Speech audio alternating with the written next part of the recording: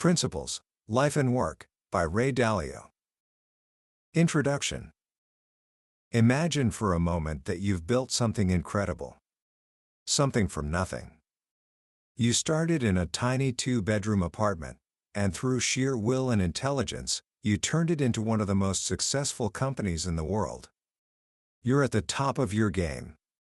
You're seen as a genius, a visionary. And then, in a single moment, you lose it all. You make one massive, catastrophic bet, and you're wrong. Utterly, devastatingly wrong.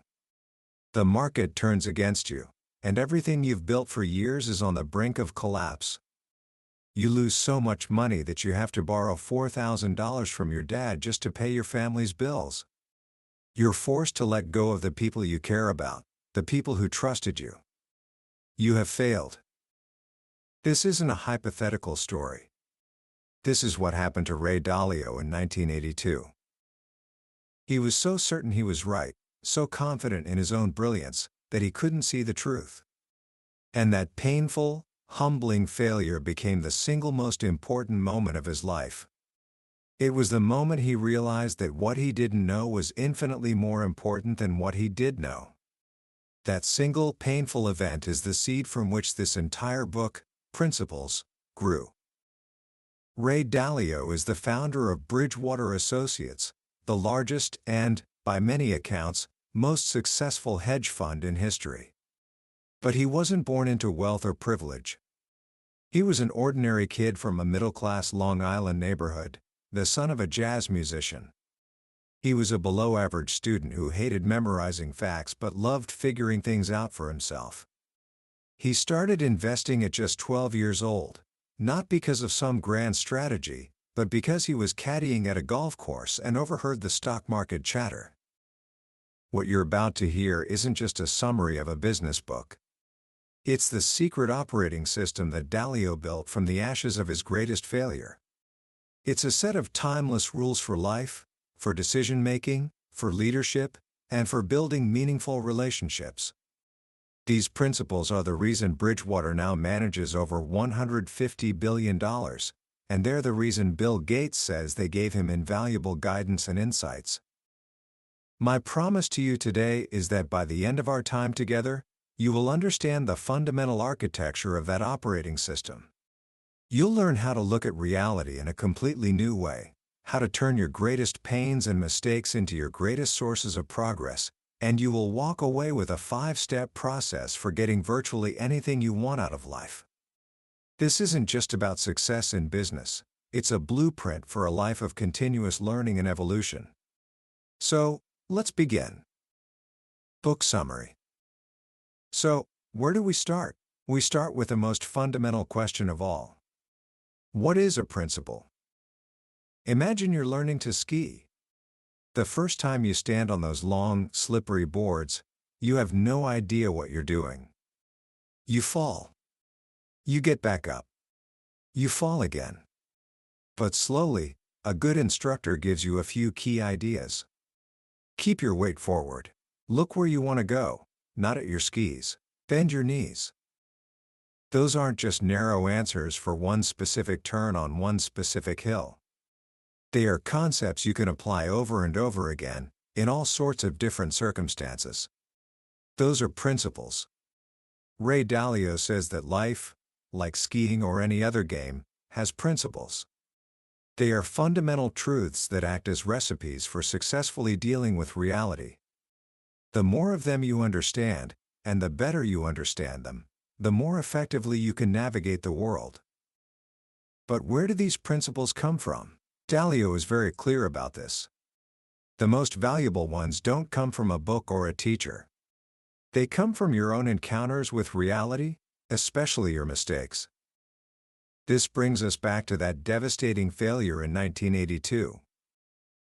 After losing everything, Dalio was faced with a choice. He could blame the market, blame the economy, blame anyone but himself. Or he could face the brutal truth. He was wrong. He chose the latter. He realized that his downfall was his own arrogance, his overconfidence. He had fallen in love with his own opinion and ignored reality. That painful experience gave him his first and most important life principle, which is the foundation for everything else in this book. Truth, or more precisely, an accurate understanding of reality, is the essential foundation for producing good outcomes. He calls this being a hyper-realist. This doesn't mean you give up on your dreams. In fact, it's the opposite. Hyper-realism is the best way to achieve your dreams. A dreamer who just imagines nice things without understanding the laws of reality is like someone who wants to fly by flapping their arms. It's a nice thought, but it's not going to work. The people who actually change the world, the ones who build airplanes, cure diseases, or create incredible companies, are the ones who deeply understand reality and then figure out how to work with its laws to make their dreams happen. So, how do we get closer to the truth? How do we embrace reality, especially when it's harsh? Dalio says it starts with a simple but profound shift in mindset. You have to see that life is like a river, carrying you forward into encounters with reality. You can't stop the river. You can't avoid the encounters. You can only choose how you approach them. And very often, these encounters come in the form of problems, mistakes, and weaknesses. They cause us pain. And this is where most of us get stuck. Our natural, animal instinct when we feel pain is to either fight or run away. If someone criticizes us, we get defensive. If we fail at something, we feel shame and try to hide it. We see pain as a bad thing. But Dalio discovered something transformative in his own failure. He realized that pain is a signal. It's nature's messaging device, telling you that you're approaching a limit or that something is wrong. And if you can learn to react to that signal differently, everything changes. If, instead of fighting or fleeing, you reflect on that pain, you can unlock a lesson. You can find the root cause of the problem and learn a new principle that will prevent you from making the same mistake again. This led him to create what I believe is the most powerful equation in the entire book. Pain plus reflection equals progress. Think about that. Pain plus reflection equals progress. This means that your mistakes, your weaknesses, your most painful moments, they're not just things to be endured. They are your greatest opportunities to evolve. Every mistake is a puzzle, and if you solve it, you get a gem, a principle that makes you stronger for the future. This idea is the engine of personal evolution. It's not just a nice theory, it's a practical process. Dalio saw that the most successful people he knew weren't the ones who were born great. They were the ones who were best at this process of encountering reality, failing, reflecting on that failure, and getting better. They understood that wrestling with their problems was the training that strengthened them. This brings us to the first major fork in the road of life, the first of 5 critical choices Dalio says we all face, choices that determine whether we succeed or stagnate. The first choice is this: do you allow pain to stand in the way of your progress? Or do you understand how to manage pain to produce progress? The path of progress means pushing your limits. Whether you're lifting weights at the gym or facing a difficult conversation, growth happens in that zone of discomfort.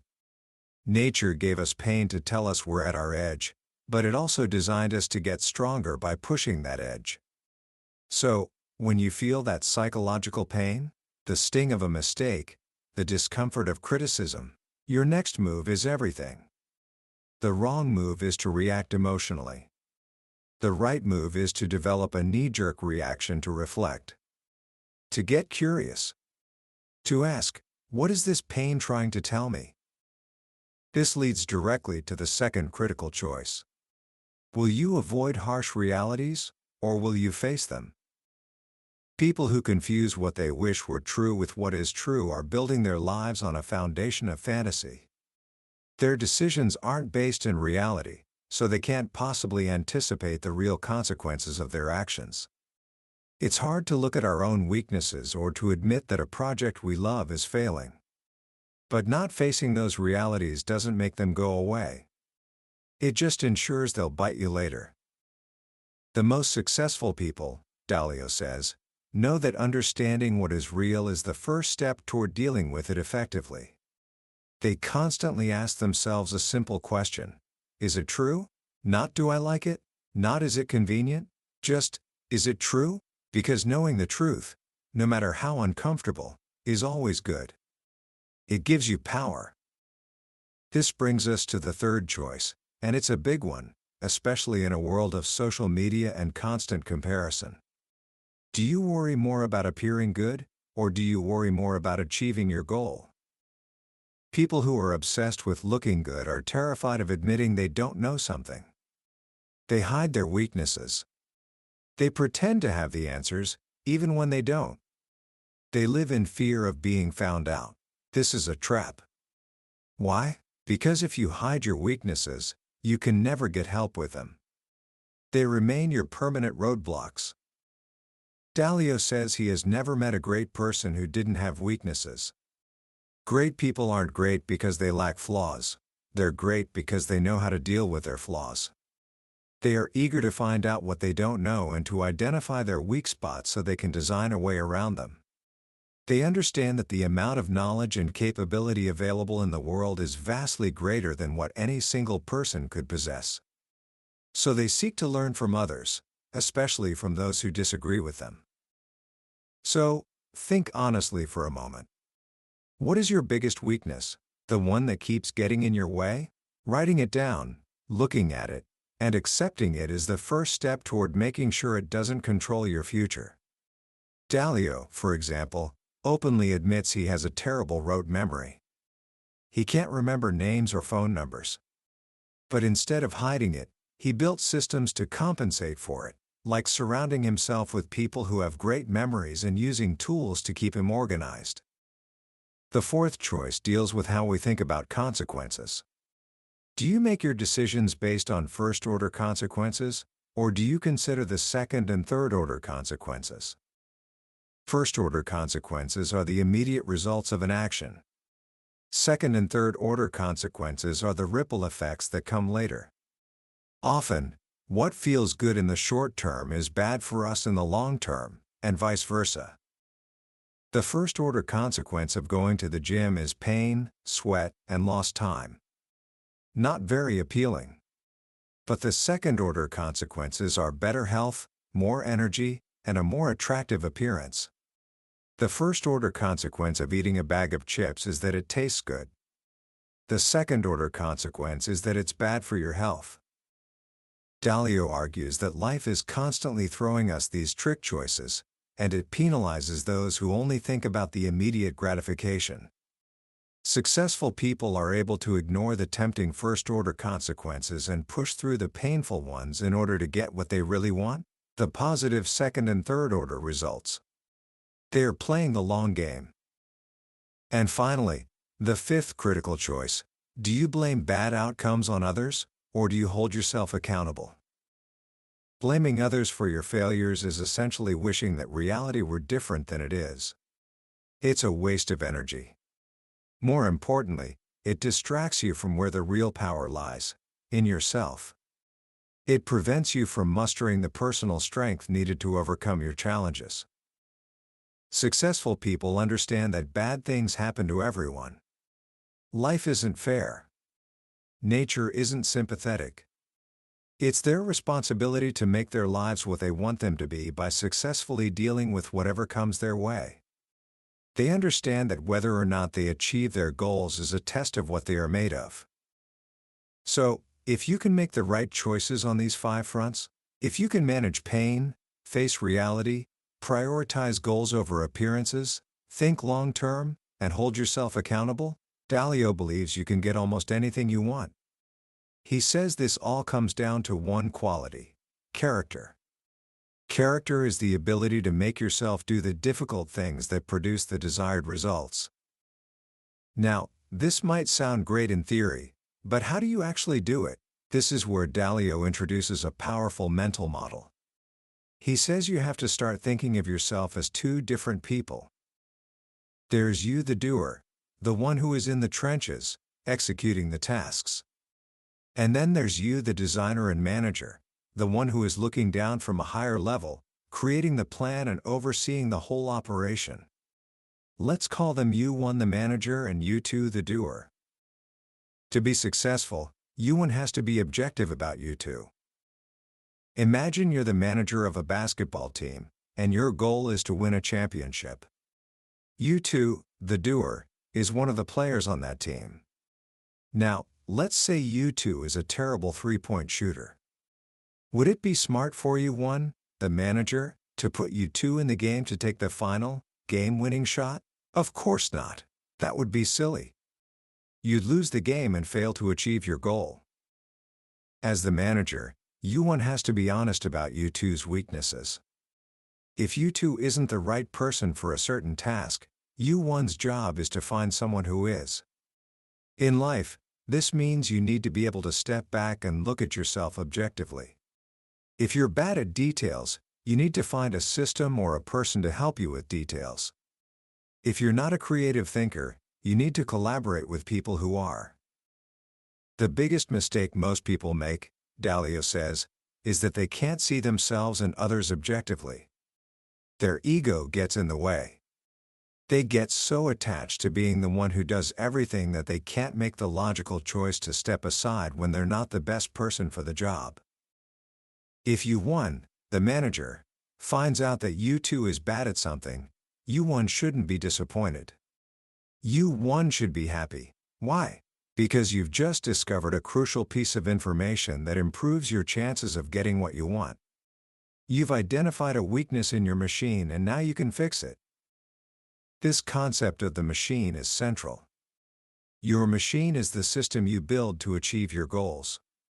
It's made up of two parts: the design, the plan, the workflow, and the people you and anyone else helping you. Your goals determine the kind of machine you need to build. That machine produces outcomes.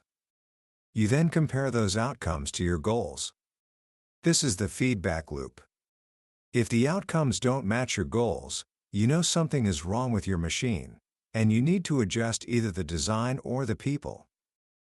This continuous process of setting goals, building a machine, checking the outcomes, and then improving the machine is how you evolve and get what you want. This brings us to the heart of Dalio's practical advice, his 5-step process for getting what you want out of life. This is the recipe, the step-by-step guide that puts all these ideas into action. Step 1. Have clear goals. This sounds simple, but it's often the hardest part. You have to decide what you really want. Dalio says life is like a giant smorgasbord with more delicious options than you could ever taste. You have to reject some good things in order to get the things you want more. You can have virtually anything you want, but you can't have everything you want. So, you have to prioritize. And it's crucial here not to confuse goals with desires. A goal is something you truly want to achieve, like being physically fit. A desire is often a first-order temptation that can prevent you from reaching your goal, like the desire to eat that unhealthy but tasty food. Goals are good. Desires that undermine your goals are bad. Also, and this is important, when you're setting your goals, don't worry about whether you think you can achieve them yet. Just decide what you want. The how comes later. Great expectations create great capabilities. If you only set goals you know you can reach, you'll never stretch yourself and discover your true potential. Step 2. Identify and don't tolerate the problems that stand in your way. Once you have your goals, you'll start moving toward them. And on that path, you will inevitably encounter problems. These problems are not just obstacles, they are opportunities screaming at you. Most problems are potential improvements in disguise. The key is to bring them to the surface. Most people don't like to do this. It's uncomfortable to look at the harsh realities. It's easier to pretend the problem doesn't exist. But successful people know they have to do this. You have to be a precise and honest problem finder. Don't just say, "People don't like me." Be specific. Which people don't like me? And in what situations? The more precise you are, the easier it will be to solve. And once you identify a problem, you cannot tolerate it. Tolerating a problem is the same as not identifying it. It ensures you'll never move past it. Step 3. Accurately diagnose the problems to get at their root causes. This is where you become a detective. It's not enough to know that you have a problem. You need to know why. Most people make a huge mistake here. They jump straight from identifying a problem to trying to find a solution. They skip the diagnosis. This is like a doctor prescribing medicine without figuring out what illness you have. It's a recipe for failure. You need to get to the root cause. Proximate causes are the superficial reasons for a problem. For example, I missed the train because I didn't check the schedule. That's a proximate cause. To find the root cause, you have to keep asking why. Why didn't I check the schedule? The answer might be, because I am forgetful. That, forgetful, is a description of what you are like. That's a root cause. Diagnosing root causes requires you to look at yourself and others objectively. And this is often where ego becomes the biggest barrier to progress. It's painful to admit that the root cause of a problem might be one of your own weaknesses. But as Dalio says, more than anything else, what differentiates people who live up to their potential from those who don't is their willingness to look at themselves and others objectively. This is where you have to embrace the pain of growth. Remember, pain plus reflection equals progress. Step 4. Design a plan that will get you around your problems. Once you have an accurate diagnosis, you can start designing a solution. This is like writing a movie script. You visualize who will do what, and when, to achieve the goal. You're creating a new path that navigates around the root cause you identified. If the root cause was that you're forgetful, your plan might involve setting automatic reminders on your phone, using checklists, or asking a more organized person to help you stay on track. You are changing your machine to produce a better outcome. It's important to write this plan down. Who needs to do what, and by when? This turns a vague idea into a concrete set of tasks. It's an iterative process. You might sketch out a broad plan, then fill in the details, and then realize you need to adjust the plan. The goal is to create a realistic story that connects your present to your desired future. Step 5. Implement these plans and push through to completion. This final step is about execution. A great plan with no action goes nowhere. This requires self-discipline. It requires good work habits. You need to have a clear to-do list and the determination to do what needs to be done, even when you don't feel like it.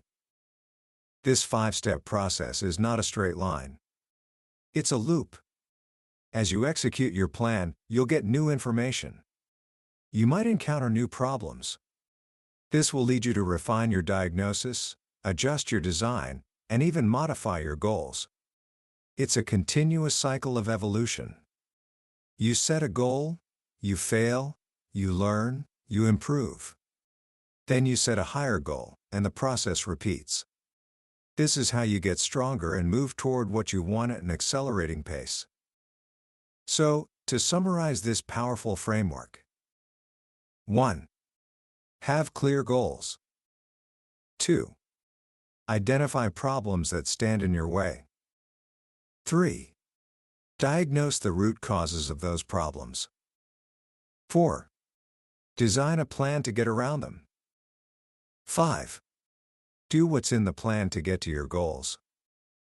Dalio stresses that you don't have to be good at all 5 of these steps yourself. Almost no one is. Some people are great at setting big picture goals but terrible at executing the details. Others are fantastic at executing tasks but lack vision. The key is to know your own weaknesses. If you are bad at a certain step, you must find a way to compensate for it, either by learning, using tools, or, most powerfully, by collaborating with others who are strong where you are weak.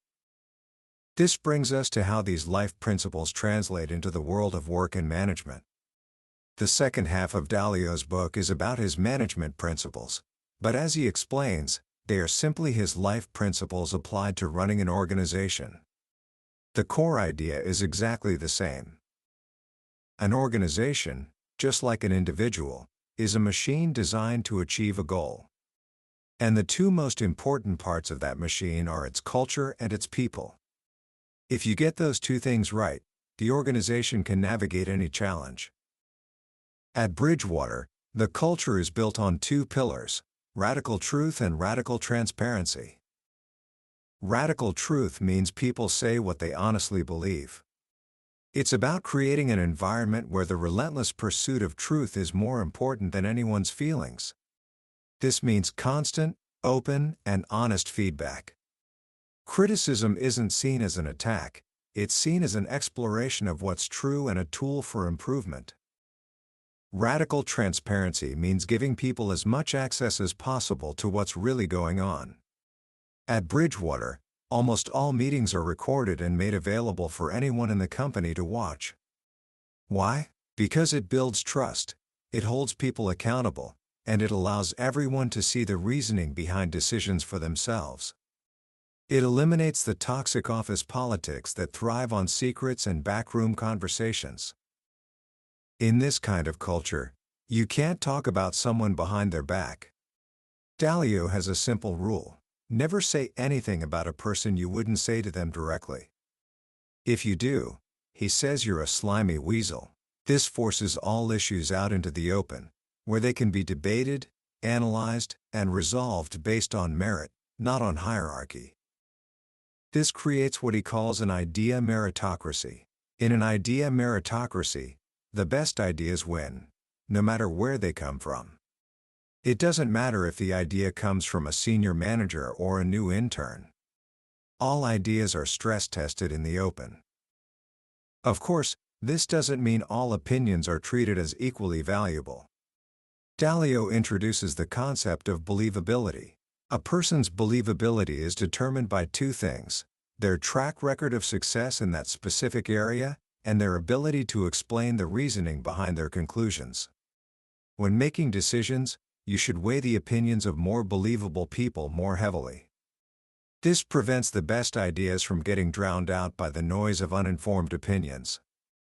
It's not a democracy, it's a meritocracy. The second part of a great machine is great people. And for Dalio, hiring is one of the most important things a leader does. He says you should weigh a person's values and abilities much more heavily than their skills. Skills can be taught. Values and innate abilities, like creativity or common sense, are much harder to change. What values does he look for? A drive for excellence, a commitment to truth at all costs, and a high sense of ownership. Most importantly, he looks for people who are willing to look at themselves objectively and have the character to push through discomfort. He doesn't just hire people to fill a job. He says you should hire people you want to share your life with. You're embarking on a long, shared mission, so you need to have the right people on the bus with you. To help with this, Bridgewater uses extensive personality testing and maintains what Dalio calls baseball cards for employees. These cards show a person's stats, their strengths, their weaknesses, their values, their ways of thinking. This isn't done to label people, but to understand them. It helps to make sure you're putting the right people in the right roles, where their strengths can shine and their weaknesses won't cause problems. Managing people in this system is like being a ski instructor. You have to be right there on the slopes with them, giving constant, real-time feedback. You're not micromanaging by telling them exactly what to do. And you're not abdicating responsibility by leaving them completely alone. You are constantly in a dialogue, comparing outcomes to goals, and working together to improve the machine. When a problem occurs, you must have the discussion on two levels. First, the case at hand. What do we do about this specific problem right now? But more importantly, you must have the machine-level discussion. Why did the machine produce this bad outcome? Was the design flawed? Was the person in the role the wrong fit? This ensures that you're not just fixing one-off problems, you're continuously improving the system so that those problems don't happen again. This entire system, the 5-step process, the idea meritocracy, the focus on radical truth and transparency, is designed to do one thing: accelerate the pace of evolution.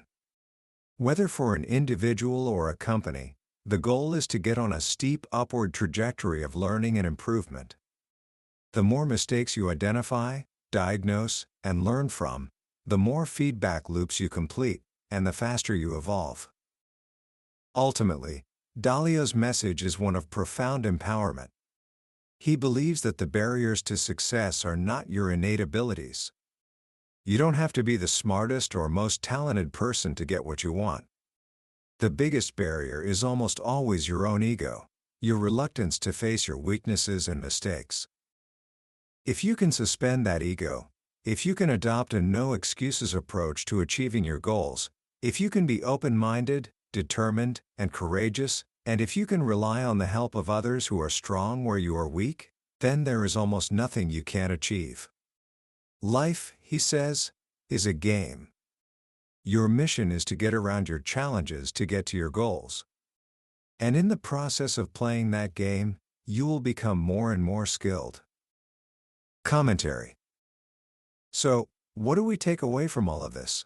When you first encounter the world of Ray Dalio and his principles, it can seem intense, even extreme. Radical truth, radical transparency, recording meetings, it sounds like a tough environment, and for many, it is. But I think to focus only on the intensity is to miss the profound and deeply humane message at the heart of this book. At its core, Principles is not about building a hedge fund. It's about building a life. It's a guide to personal evolution. What Dalio has created is a systematic way to become a better version of yourself, day by day, mistake by mistake. The most powerful lesson, for me, is the reframing of pain and failure. We live in a culture that often glorifies success and hides failure. We're taught from a young age that making mistakes is bad. Dalio flips this on its head. He teaches us to love our mistakes, to see them not as indictments of our character, but as gifts, as opportunities to learn and grow. That single idea, if you can truly internalize it, is life-changing. It gives you the freedom to try things, to be bold, and to not be paralyzed by the fear of being wrong. The second major takeaway is the power of humility.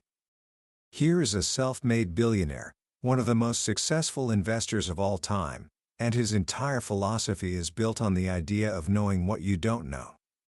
His process is designed to combat his own overconfidence. It forces him to seek out the smartest people he can find, especially those who disagree with him, and to stress test his own thinking. This is a powerful lesson in a world that often rewards loud, confident opinions over thoughtful, humble inquiry. True confidence doesn't come from believing you have all the answers. It comes from knowing you have a great process for finding the best answers. So how can you, at 17, begin to apply these massive ideas to your own life, right now? You don't need to build a multi-billion-dollar company to start. Here are 3 simple actions you can take today. First, start what I call a principle journal. Tonight, before you go to bed, think about one mistake you made today. It doesn't have to be big. Maybe you procrastinated on your homework, or said something you regret to a friend. Write down the mistake. Then, diagnose it. Ask why a few times to get to the root cause. Was it a lack of discipline? A fear of failure? Then, write down one simple principle that could help you avoid that mistake in the future. For example, when I feel the urge to procrastinate, I will work for just 5 minutes. After that, I can stop if I want to. Do this every day, and within a year, you will have built your own personal set of principles based on your own reality. Second, practice asking the question, is it true? The next time you're facing a difficult situation or a strong emotion, just pause and ask yourself that. Am I really not good enough? Or is that just a feeling? Is this person's criticism really an attack? Or is there some truth in it that I can learn from? This simple question is an anchor that can pull you out of emotional reactivity and ground you in reality, which is always the most powerful place to be. Third, find one believable person in your life. This is someone who has a great track record in an area where you want to improve. It could be a teacher, a coach, a family member, or a friend. Go to them with one specific challenge you're facing and ask for their honest feedback. Don't just ask for their conclusion, ask for their reasoning. Try to understand how they think. This is the first step toward building your own personal board of directors and learning to deal with not knowing. That was the book summary of Principles, Life and Work by Ray Dalio. We certainly hit the highlights today, but I'll be honest with you, a summary can only ever be the map, it can never be the journey itself. The real magic in a book like this happens in the quiet moments when you're reading, when a particular story or a simple phrase hits you in a way you didn't expect. This summary is designed to help you decide if this book is worth your time and attention. If anything we've talked about today has sparked a fire in you, if it has resonated with some challenge you're facing, then I truly encourage you to grab a copy. Reading it isn't just about learning a new set of ideas. It's an experience that can genuinely change the operating system you use to navigate your life. A link to the book is in the description below. Also, if you found this journey valuable, please take a moment to hit that like button and subscribe to the channel. That way, you won't miss our next exploration into another life-changing book from the Billionaire's bookshelf. There is so much wisdom out there, and I believe that by exploring it together, we can all keep growing. Thank you for listening. Let's keep moving forward.